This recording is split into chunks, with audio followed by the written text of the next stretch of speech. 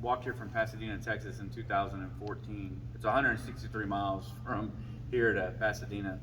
And I came broken. I was a former alcoholic, and the reason why I say that because at that time I hadn't drank in 2 years.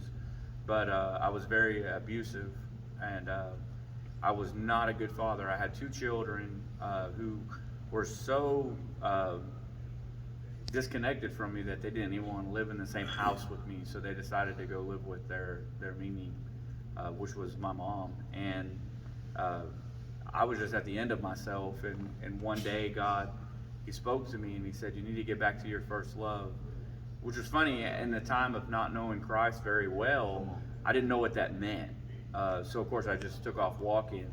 The Holy Spirit is so real that he kept me alive all the way through that walk, through that journey. I met several people, which I believe were definitely operating in the Holy Spirit, and ended me up here at the driveway of the river. Now, again, we're not preaching the river, but we're talking about the love of God and how the Holy Spirit changes everything.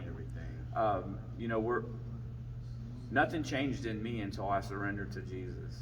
Once I surrendered to him, all the anger went away, all the shame, the guilt went away.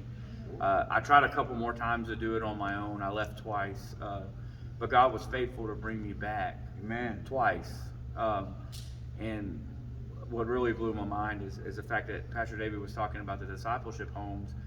We do have four discipleship homes for men, and we do have 2 for women, which is really beautiful.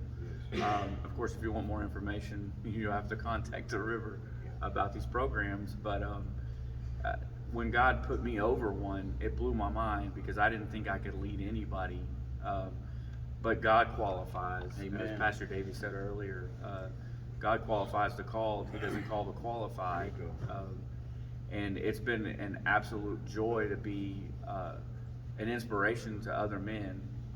Men who have been where I've been, or even been a little bit deeper. Like I said, my problem was alcohol, pornography, and just selfishness. I was making $90,000 a year and drinking most of it. I kept my kids over at my parents' house because I thought that was better than them seeing me drunk. And I did all these things to try to save face with my children. But now God's opened the door for me to have a relationship back with my children. And it's beautiful to watch. It's beautiful to see. But the thing I love the most is how our church is just full of the Holy Spirit. Come on. The Holy Spirit changes everything. Now, you might have heard that the Holy Spirit was for yesterday, but it's not. It's for today. The Holy Spirit's living inside of us. We have to ask for him. Now, he's not going to be everywhere we go if we decide to go back to sin, or if we decide to do things our own way. He can't stay there, but he wants us to remain where he's planted us. And to kind of encourage you, if you've been planted in a church body and you feel uncomfortable, it's probably a good place to stay, because God changes us through us being uncomfortable. When it feels so good and it just, sometimes it's not always God. But I'm going to get out of that. What we're here today to do is to talk and get some testimonies from our brothers. And we're just going to kind of let it flow and let you hear what the love of God can do.